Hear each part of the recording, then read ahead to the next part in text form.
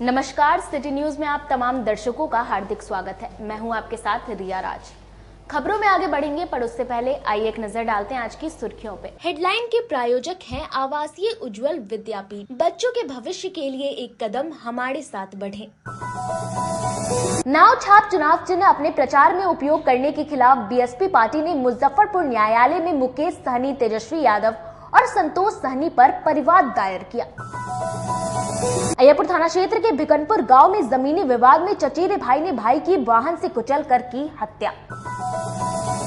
और एएसपी भानु प्रताप सिंह ने आम लोगों से थाने में इंसाफ नहीं मिलने पर उनसे संपर्क करने की अपील की है। तो यह थी आज की सुर्खियां, अब खबरें विस्तार से। नाव छाप चुनाव प्रचार में उपयोग किए जाने के खिलाफ मुजफ्फरपुर न्यायालय बीएसपी पार्टी ने मुकेश सहनी, तेजस्वी यादव और संतोष सहनी पर परिवाद दायर किया है। वीआईपी पार्टी के सुप्रीमो मुकेश सहनी द्वारा लोकसभा चुनाव में नाव छाप चुनाव चिन्ह प्रयोग किए जाने के खिलाफ मुजफ्फरपुर न्यायालय में परिवाद दायर किया गया। मुकेश सहनी के अलावा नेता प्रतिपक्ष तेजस्वी यादव और संतोष सहनी पर भी मामला दर्ज किया गया है। दरअसल वीआईपी पार्टी जब टूट गई थी तब चुनाव आयोग ने चुनाव चिन्ह वापस ले लिया था। 2024 के लोकसभा चुनाव से पहले बीएसपी पार्टी को नाव छाप चुनाव चिन्ह दे दिया गया। लोकसभा चुनाव के प्रचार के दौरान नाव छाप के बैनर तल्ले लगाकर मुकेश सहनी प्रचार कर रहे हैं। यही नहीं, कार्यकर्ता भी नाव छाप का झंडा लेकर प्रचार कर रहे हैं।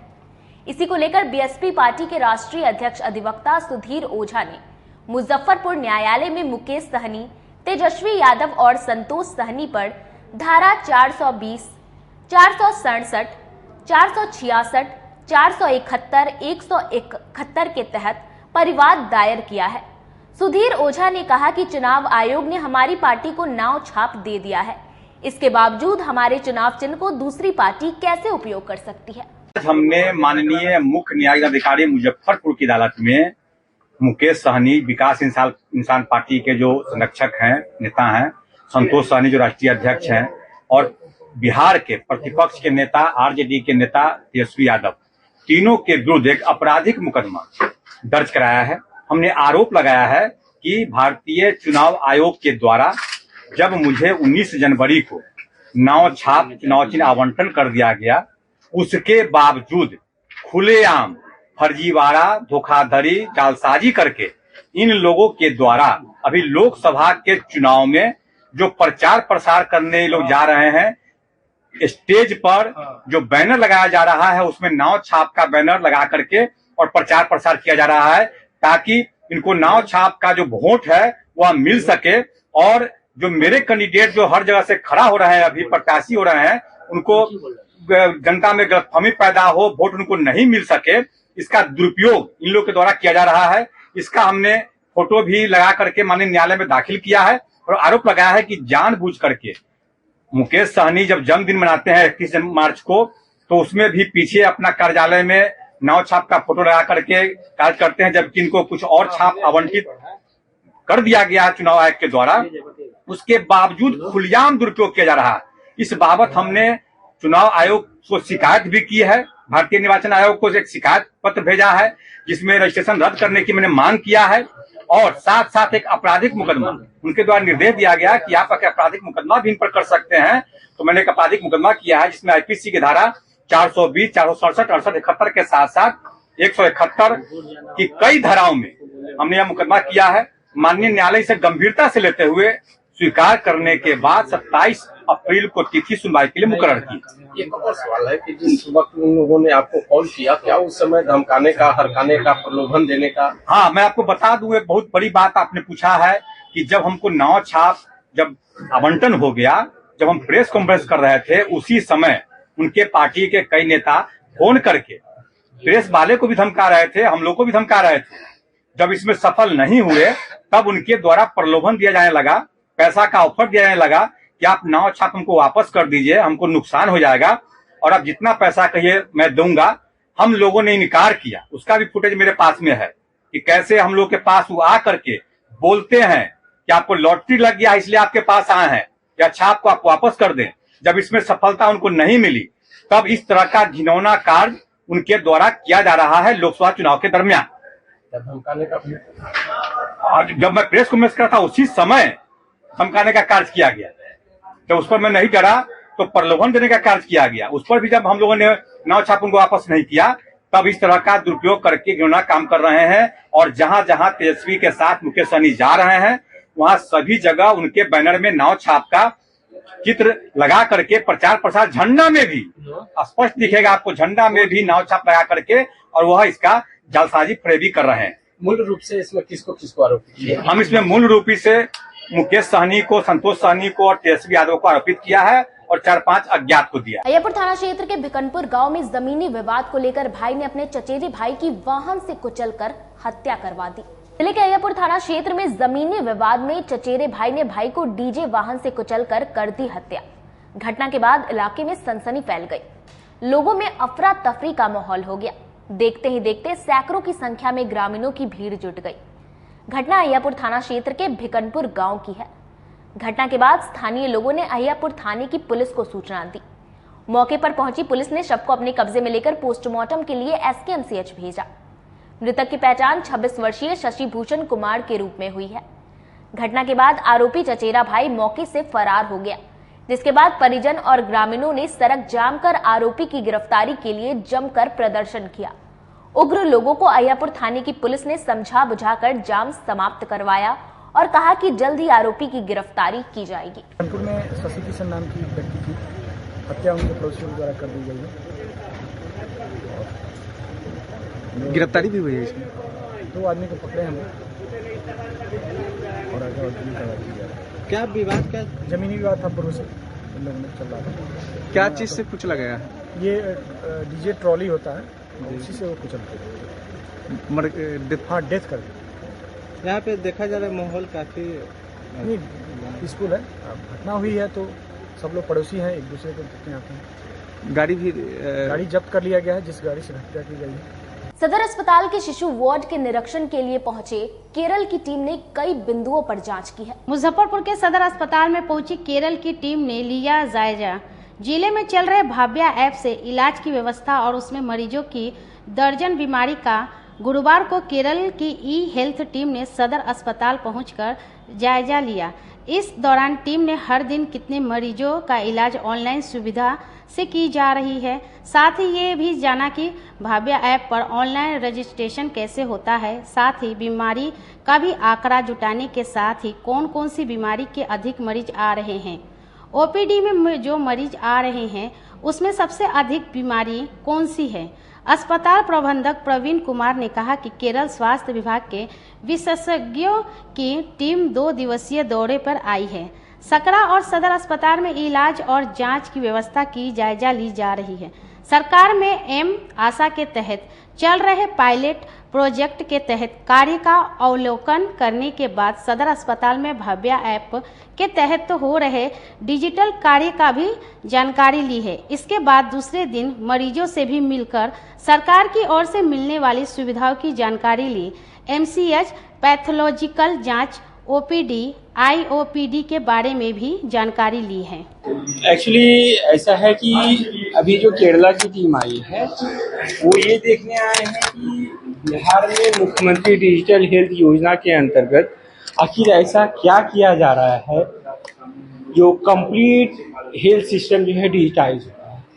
ना सिर्फ बिहार में बल्कि पूरे देश में इस बात की चर्चा हो रही है कि आखिर बिहार में क्या ट्रांसफॉर्म हो रहा है हेल्थ में डिजिटाइजेशन की तरफ। तो अभी जो केरला की टीम आई है उन्होंने यही देखा है कि Bhavya Bihar health application visionary योजना फॉर ऑल जो है ये एक्चुअली इसमें है क्या। उन्होंने जो है कंप्लीट मॉड्यूल को देखा, कंप्लीट जर्नी ओपीडी रजिस्ट्रेशन से लेके जो है नर्सिंग डेस्क जहाँ जो है पेशेंट का वाइटल्स लिया जाता है, उसके बाद जो है डॉक्टर डेस्क जहाँ जो है डॉक्टर ऑनलाइन कंसल्टेंसी करते हैं, उसके बाद जो है जो उनको उनके द्वारा जो रेडियोलॉजी पैथोलॉजी की जो रिकमेंडेशन की जाती हैं या मेडिसिन प्रिस्क्राइब किया जाता है या कुछ टेस्ट कहा जाता है, देयर आफ्टर वहाँ से जो जर्नी होती है फिर रेडियोलॉजी पैथोलॉजिकल टेस्ट होते हैं, उनका ऑटोमेटिक जो है रिपोर्ट जो है इस सिस्टम पर आता है। नहीं, ये वेरियस हर एक मॉड्यूल को उन्होंने प्रोसेस को जो है गो थ्रू हुए, हर एक मॉड्यूल को खुद से देखा उन्होंने, इवन कि वो खुद एज ए पेशेंट रजिस्टर्ड हुए और कंप्लीट जर्नी को देखा और वो इन चीज़ों को देख के वो ये चाह रहे हैं कि वो अपने यहाँ भी जाएं, केरला में देखें कि क्या चीज़ें जो है उनके यहाँ मिसिंग है,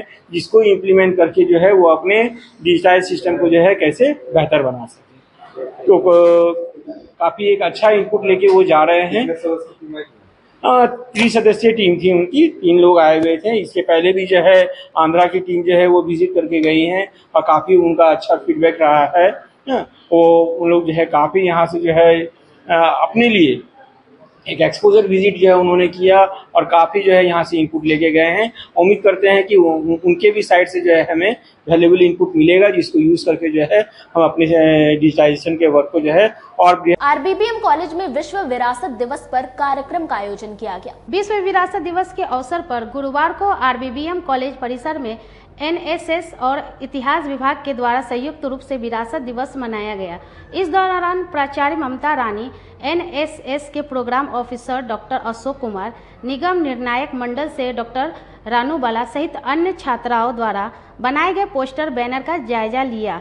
इस दौरान 70 छात्राओं ने चित्रकला प्रदर्शन में भाग लिया। वहीं सभी सफल छात्राओं को सर्टिफिकेट और मोमेंटो देकर सम्मानित किया गया। प्राचार्य डॉक्टर ममता रानी ने बताया कि विश्व विरासत दिवस के अवसर पर प्रदर्शनी का आयोजन किया गया था, जिसमें छात्राओं ने बिहार की विरासत पर पोस्टर बैनर बनाए थे।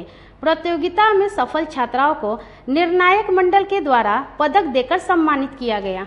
18 अप्रैल को विश्व विरासत दिवस मनाया जाता है और आज हमारे महाविद्यालय में रामवृक्ष बेनीपुरी महिला महाविद्यालय में राष्ट्रीय सेवा योजना की इकाई और इतिहास विभाग ने संयुक्त रूप से बिहार की विरासत पर एक प्रदर्शनी प्रतियोगिता का आयोजन किया था, जिसमें बच्चियों ने बिहार के जो स्मारक हैं, ऐतिहासिक स्मारक हैं, उनके बारे में पूरी जानकारी लिखी है और उनकी पेंटिंग बनाई है और उसका प्रदर्शन किया है यहाँ पर। साथ ही उनको जो उन्होंने बनाया उस पर बोलना भी था, उस विरासत के बारे में लोगों को बताना भी था। तो उन लोगों को सभी को 2-2 मिनट का समय दिया गया था। उस विरासत के बारे में उन्होंने जानकारी साझा की है सभी से और काफी उत्साहजनक ये प्रतियोगिता रही। इसी बहाने बच्चों ने बिहार की विरासत, जैसे कि बोध गया का मंदिर है या हमारे वैशाली का स्तूप है या वहाँ राजगिरी का स्तूप है, सासाराम में जो शेरशाह सूरी की का कब्र है और जो पर्व है जैसे छठ है, मिथिला पेंटिंग जो हमारी विरासत है, इन सब चीजों पे बहुत सुंदर चित्र बना करके, पोस्टर बना करके प्रदर्शित किया है, जिसमें कि इतिहास विभाग से 3 छात्राओं को प्रथम, द्वितीय, तृतीय और राष्ट्रीय सेवा योजना इकाई की 3 छात्राओं को प्रथम, द्वितीय और तृतीय पुरस्कार प्राप्त हुए हैं। निर्णायक की भूमिका में डॉक्टर रेणु बाला और डॉक्टर अंकिता थी और संयोजक इसके राष्ट्रीय सेवा योजना के अशोक निगम जी और हिस्ट्री की विभागाध्यक्षा डॉक्टर चेतना वर्मा थी। कितने बच्चे शामिल? लगभग 70 बच्चे इसमें शामिल हुए हैं। जो लोग शामिल हुए हैं उन सभी को प्रमाण पत्र दिया जाएगा और जो 1st, 2nd, 3rd आए हैं उनको पुरस्कृत। Social worker for women empowerment की तरफ से गरीब कन्या की शादी के लिए सहयोग किया गया। Social worker for women empowerment की ओर से गुरुवार को एक निर्धन लड़की की शादी में सहयोग किया गया। गोदरेज, बिछिया, नथुनी, बाली, बर्तन सेट, कपड़े और नगद राशि देकर न सिर्फ शादी में सहयोग किया गया बल्कि उसका कन्यादान भी संस्था की ओर से ही किया गया। मौके पर संयोजिका बबली कुमारी ने बताया कि संस्था की ओर से पहले भी कई निर्धन लड़कियों की शादी में सहयोग किया गया है और आज एक बार फिर से जेवर, बर्तन, कपड़े और नगद राशि से सहयोग करते हुए एक लड़की की शादी कराई जा रही है। हमारा उद्देश्य है कि पैसे के अभाव में किसी निर्धन बेटी की शादी में रुकावट ना हो। जो तकलीफ और कठिनाई उसने अपने मायके में देखी है, ससुराल में वो सब ना देखना पड़े। इसलिए हमारी संस्था हर जरूरतमंद की सेवा करने को तत्पर है, जिसे सच में मदद की आवश्यकता है। जैसी है मुझे है ना, मतलब सबका कुछ अच्छा करना अच्छा लगता है। मतलब जितने भी है लो लोग है, लेबर टाइप के लोग है, जितने भी है ना जो गरीब है, ये सब के बारे में सोचना और सबको करना मुझे बहुत पसंद है। इसलिए मैं इसका कन्यादान करने वाली हूँ। इसको लेकर क्या किया है आपने? इसको लेकर क्या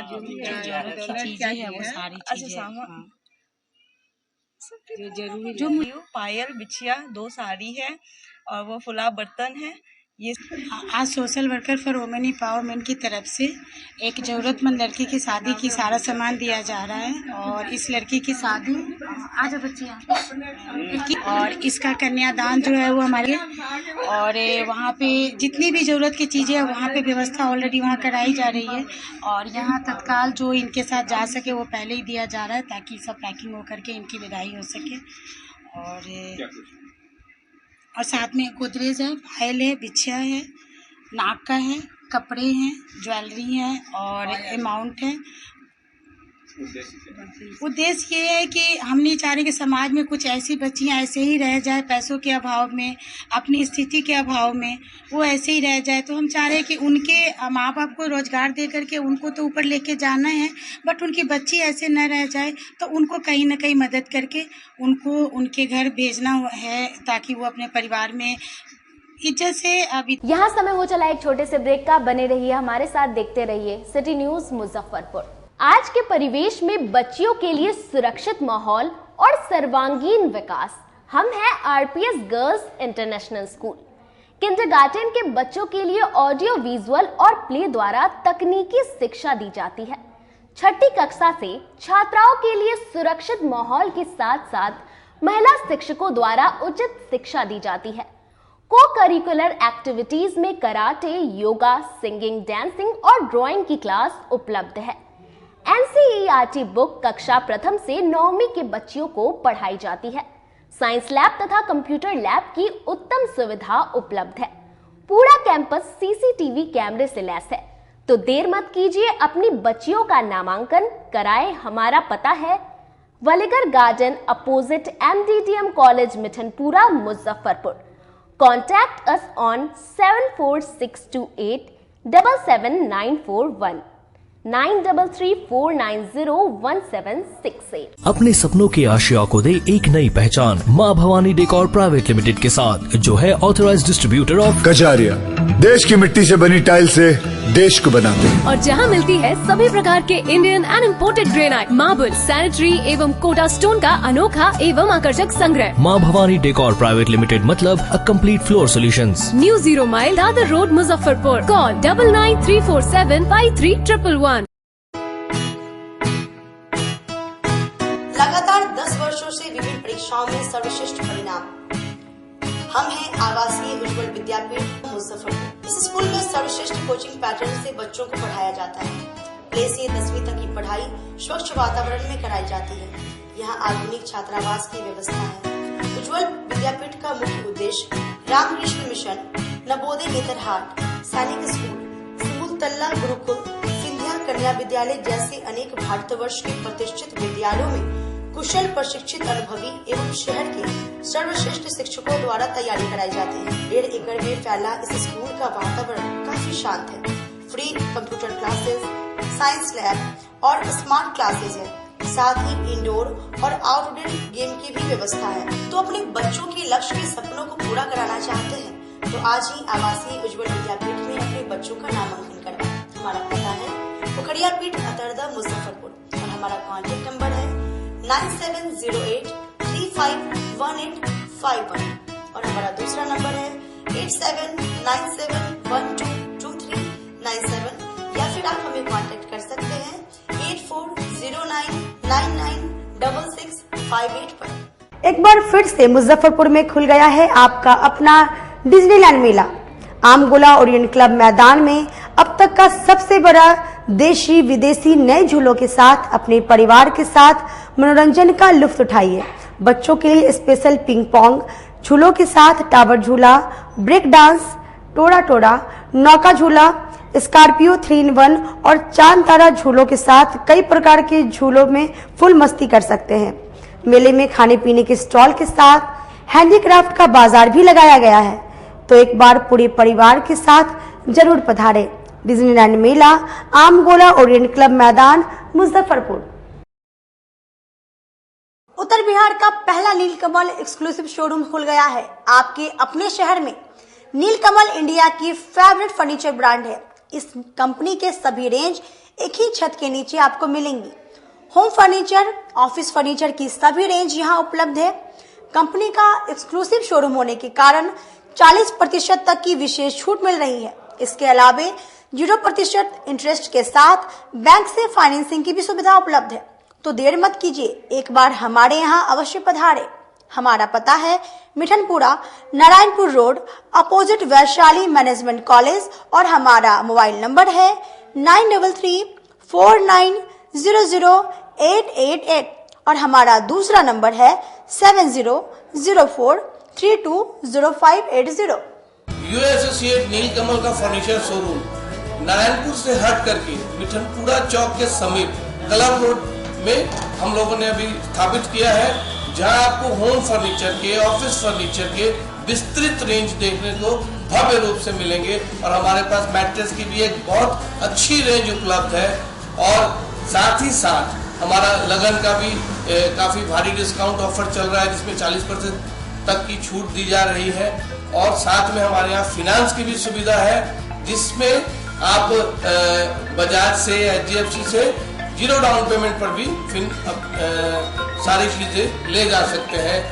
तो आप लोगों से निवेदन है कि एक बार आकर के हमें सेवा का मौका। ब्रेक के बाद एक बार फिर से आप सभी का स्वागत है। चलिए रुक करते हैं आगे की खबरों की ओर। थाने से इंसाफ नहीं मिला तो टाउन एसपी भानु प्रताप सिंह ने आम लोगों से अपील कर कहा, मुझे कॉल करें। अगर आप भी है थाने के चक्कर लगाकर परेशान, आपकी फरियाद नहीं सुनते हैं थानेदार, थाने पर बिचौलिया और दलालों का करना पड़ता है सामना। थाने पर किसी मामले का निपटारा के लिए पुलिस पदाधिकारी, बिचौलिया या थाने के किसी चालक के द्वारा आपसे मांगी जाती है मोटी रकम, तो यह खबर आपके लिए है। जी हां, मुजफ्फरपुर के टाउन एसपी भानु प्रताप सिंह ने मीडिया से बातचीत करते हुए शहर के आम लोगों से अपील की है। भ्रष्टाचार जैसे मामलों की बहुत सारी शिकायतें आ रही थी, जिसके बाद ऐसे मामलों पर कार्रवाई करना शुरू कर दिया गया है। लोगों से अपील है कि अगर किसी व्यक्ति के द्वारा पुलिस के नाम पर पैसे मांगे जा रहे हैं या ठगी की जा रही है, जैसे किसी केस का निपटारा करवा देंगे, वैसे लोगों की बातों पर बिल्कुल ना आए। ऐसे मामलों पर हमारे सरकारी नंबर पर कॉल या मैसेज करें या फिर हमारे कार्यालय में आकर इसकी शिकायत करें, उस पर कार्रवाई की जाएगी और आप सही हो तो आपका काम अवश्य होगा। एसपी टाउन ने कहा कि अगर कोई भी व्यक्ति, चाहे पुलिसकर्मी या थाना अध्यक्ष, जो किसी केस को डिस्पोज या कोई काम करने के लिए पैसे की मांग कर रहा हो, उसकी शिकायत हमारे सरकारी नंबर पर करे या कॉल या मैसेज दे। साथ ही उन्होंने कहा कि बहुत सारे ऐसे भी लोग हैं जो हमारी विधि व्यवस्था को देखने के लिए जुलूस में जाते हैं और फोटो ले लेते होंगे और उसका गलत इस्तेमाल करते होंगे। वैसे व्यक्ति आपको गुमराह कर रहे हैं, तो गुमराह न हो और उसकी शिकायत करें, उन पे सख्त से सख्त कार्रवाई की जाएगी। बिहार पुलिस के अनेक महत्वपूर्ण मिशनों में से एक मिशन जो सबसे महत्वपूर्ण है वो है 0 टॉलरेंस ऑन करप्शन, यानी भ्रष्टाचार पर हमारी शून्य सहिष्णुता की नीति है। तो बहुत सारी शिकायतें पब्लिक से आ रही थी कि हालांकि उनका कोई साक्ष्य तो था नहीं, लेकिन फिर भी हम आप लोगों के माध्यम से बताना चाहते हैं कि अगर कोई व्यक्ति पुलिस के नाम पर पैसा लेता है या ठगी करता है या बोलता है कि हम आपका ये काम करवा देंगे, तो उसकी बातों में बिल्कुल भी नहीं आइए। और हमारा जो सरकारी मोबाइल नंबर है 9431800089, आप इस पर व्हाट्सएप मैसेज कर सकते हैं, कॉल कर सकते हैं। और अगर आपको सुविधा है ऑफिस तक आने में, तो ऑफिस में आकर आप बता सकते हैं या किसी भी वरीय पदाधिकारी को भी बता सकते हैं, एसपी सिटी सर हैं या एसएसपी सर हैं, जहाँ भी आपको सुविधा लगे उस हिसाब से बता सकते हैं। इसी में अगला बिंदु है कि कोई भी व्यक्ति कौन हो सकता है जो आपको गुमराह कर रहा है। उसमें अगर कोई पुलिसकर्मी है तो उसकी भी आप सूचना दे सकते हो। अगर वो बदमाशी कर रहा है तो उसके खिलाफ सख्त एक्शन लिया जाएगा। इवन अगर एसएचओ आपसे बोल रहा है कि आपका केस तभी डिस्पोज होगा जब आप पैसे देंगे, या आपके केस में तभी काम होगा जब आप पैसे देंगे, तो मैं क्लियर स्टैंड इस पर बता दूं कि ऐसा कुछ नहीं है। अगर आपका काम लीगल है तो उसके लिए कोई ज़रूरत नहीं है कुछ भी करने की, वो होना ही होना है आपका काम। अगर काम आपका इलीगल है तो वो काम होगा ही नहीं, कभी भी हो ही नहीं सकता है। कोई ट्रैफिक पुलिसकर्मी हो सकता है, जैसे चालान व्यवस्था में शिकायतें आती हैं कि वहाँ भी अननेसेसरी पैसा मांगा जाता है, तो मैं फिर बता रहा हूँ कि उसमें ऑनलाइन चालान का सिस्टम है, ऑफलाइन कोई भी सिस्टम नहीं है चालान का। इसके अलावा अगर कोई ड्राइवर है, ड्राइवर भी अगर बदमाशी कर रहा है कि हम साहब से आपको मिला देंगे या हम ये करवा देंगे, तो आप उसकी बेहिचक शिकायत कर सकते हैं, मैसेज कर सकते हैं, टेक्स्ट कर सकते हैं, फ़ोन कर सकते हैं। इसके अलावा कोई थाने पर दलाल है, सिविल पर्सन है, वो बोलता है कि हम आपको SHO से मिला देंगे या आपकी FIR करवा देंगे, तो ऐसे व्यक्तियों से सावधान रहें, उसके खिलाफ हम एक्शन लेंगे। आप साक्ष्य संकलित करिए, उसकी आवाज़ रिकॉर्ड कर सकते हैं, या फिर आप रिकॉर्ड नहीं कर रहे हैं तो डायरेक्ट बता भी सकते हैं आप। या ऐसा भी हो सकता है आपके साथ, ऐसे भी कुछ प्रकरण सामने आए कि जिसमें कहते हैं, जैसे मैं अपना ही बताऊं कि हम ASP साहब को जानते हैं, हो सकता है कि उसने कोई प्रोसेशन में या जुलूस में जा रहे हो लॉ एंड ऑर्डर में, वहाँ हमारे साथ कोई सेल्फी ले ली हो या उसने फ़ोटो खिंचा लिया हो, उसके नाम पर अगर आपको वो गुमराह कर रहा है तो उसके खिलाफ सख्त एक्शन लिया जाएगा। तो आप गुमराह ना हो कृपया करके। इसके अलावा ऐसा भी हो सकता है कि आपको भय दिखाया जाता है या लालच दिया जाता है या आपकी मजबूरी का फ़ायदा उठाया जाता है। आपका कोई वीडियो बना लिया कि नहीं आप ये हम वायरल कर देंगे, तो इन बातों में कभी नहीं आना है आपको। या फिर आपके यहाँ जैसे कोई व्यक्ति उसका इलीगल काम कर रहा है तो उस पर रेड करना पुलिस का काम है। अगर आपका पड़ोसी उसका नाजायज फायदा उठाकर आपसे एक्सटॉर्शन कर रहा है तो वो भी अपराध है, दोनों ही उसमें दोषी हैं। कुछ कुछ शिकायतें ऐसी आ रही हैं तो उसको आप पुलिस से डायरेक्ट कांटेक्ट कीजिए। अगर आपको लगता है कि थाने पर आपकी बात नहीं सुनी जा रही, हालांकि सुनते हैं, हमें लगता है कि बात सुनी जा रही है, लेकिन फिर भी लगता है तो आप वरीय पदाधिकारी से मिल सकते हैं। उनके फ़ोन पर आप कॉल भी कर सकते हैं, उनके ऑफिस में डायरेक्ट आप मिल सकते हैं। या कोई स्टाफ भी अगर ऑफिस का या मेरे ही ऑफिस का हुआ है, कोई रीडर है या कोई और भी व्यक्ति है जो कुछ भी बोलता है कि सुपरविजन के नाम पर हम ये नाम निकल जाएगा, ऐसा कुछ नहीं है। हम सारे PO विजिट करते हैं, देखते हैं, मिलते हैं और साक्ष्य के आधार पर फैसला लेते हैं। जिसका नाम निकलना है वो तो निकलेगा, उसमें कोई इधर उधर का नहीं है। जिसका जो इलीगल है वो कभी नहीं निकलेगा। तो आप अपना शोषण मत करवाइए और खुल के आइए, जिससे कि अच्छा समाज बने और बिहार पुलिस आपकी सेवा में सदैव तत्पर है। और एक चीज़ और आती है, कभी कभी जो लीगल काम होते हैं, जैसे कोई बच्ची गुम हो गई या कोई बच्चा गुम हो गया, तो उसमें बोला जाता है कि हम CDR का एनालिसिस तब करेंगे कि जब आप कुछ पैसे देंगे या हमारे। रामनवमी की देर शाम अखाड़ा घाट हनुमान मंदिर में 33वां वार्षिक उत्सव और 13 घंटे की अखंड ज्योत का आयोजन किया गया। रामनवमी के अवसर पर शहर के विभिन्न श्री राम जानकी व हनुमान मंदिरों में श्री राम धुन का आयोजन किया गया। लोग भगवान राम लला की भक्ति में पूरी तरह से डूबे नजर आए। रामनवमी उत्सव को लेकर मंदिरों को रंग बिरंगे फूलों व बिजली की लड़ियों से सजाया गया था। रामनवमी पर शहर के अखाड़ा घाट रोड स्थित हनुमान मंदिर में पूजा करने के लिए श्रद्धालुओं की भीड़ उमड़ी। मौके पर मंदिर के महंत ने बताया कि इस बार श्री संकट मोचन बालाजी महाराज का 33वां वार्षिक उत्सव एवं 13 घंटे की अखंड ज्योति का आयोजन किया गया है, जिसमें शहर के अलावा बिहार के बाहर के कलाकारों ने भजन कीर्तन कर भक्तों का मन मोह लिया। साथ ही मंदिर के मीडिया प्रभारी अरुण पोद्दार ने बताया कि बालाजी हनुमान मंदिर में बस सिंदूर मात्र चढ़ाने से भगवान हनुमान भक्तों की मनोकामना पूरी करते हैं। कहा जाता है इस मंदिर में मेहंदीपुर बालाजी की छवि का ही दर्शन है, इसलिए ये शक्तिपीठ कहा जाता है। और यहाँ सबों की मनोकामना, कितने भी लाचार हो, आइए इनके सबके कष्ट ये हरते हैं, इसलिए इनको संकट मोचन बालाजी ही कहा जाता है। और आज ये 33वां वर्ष है, इनका भव्य आयोजन किया जाता है। सभी भक्तों की तरह इनका आयोजन, आप मंदिर की प्रतिष्ठा को भी देख सकते हैं कि कितना मंदिर नीचे जा चुका है। इसलिए कहा जाता है ये 150 साल पुराना मंदिर है और हो सकता है 150 साल से भी। रामनवमी पे हम लोग मंदिर जो है बहुत पुरानी प्राचीन मंदिरों में से एक है, सैकड़ों वर्ष का मंदिर है। इसमें सैकड़ों सालों से रामनवमी पर्व पे बड़ी धूमधाम से मनाया जाता है, जिसमें पहले बाबा को इत्र, गंगा जल, केसर और गुलाब के पंखुड़ियों से बाबा को स्नान कराया जाता है।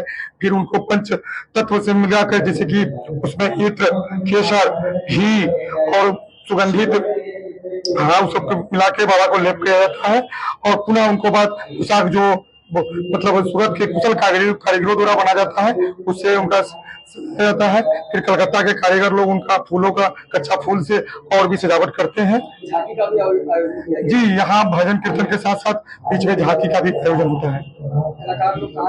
जी, गोला बांध रोड स्थित महावीर स्थान मंदिर में रामनवमी को लेकर भक्ति जागरण का आयोजन किया गया। जिले के गोला बांध रोड स्थित श्री महावीर स्थान मंदिर में रामनवमी के उपलक्ष्य में भक्ति जागरण का आयोजन किया गया। कलाकारों के द्वारा एक से बढ़कर एक भक्ति गीतों की प्रस्तुति की गई।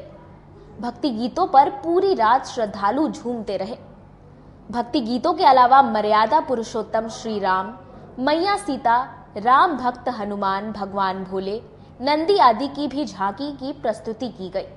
मौके पर संतोष कुमार ने बताया कि आयोजन के पीछे का उद्देश्य लोगों का न सिर्फ मनोरंजन करना है बल्कि धर्म और भारतीय सभ्यता और संस्कृति से रूबरू कराना भी है। उन्होंने बताया कि ये आयोजन लगभग हम लोग 30 वर्षों से करते आ रहे हैं और आगे भी जब तक श्री राम की कृपा रहेगी तब तक यह आयोजन होता रहेगा। रामनवमी के अवसर पर हर साल पूजा के बाद रात में जागरण का आयोजन किया जाता है। महावीर स्थान मंदिर की तरफ से गोला बांध रोड हर साल के साथ इस साल भी आज जागरण का आयोजन किया गया है पूरे मोहल्ला वापी के लिए। सुबह में हम लोग जुलूस का आयोजन किए थे। यह परंपरा काफी वर्षों से पुराना होकर चला रहा है, जिसके परंपरा को हम लोग निभाते हुए चले आ रहे हैं। खबरों का सिलसिला यही होता है समाप्त। अब मुझे और मेरी पूरी न्यूज टीम को दीजिए इजाजत। कल फिर मिलेंगे आपसे शहर की तमाम खबरों के साथ। नमस्कार।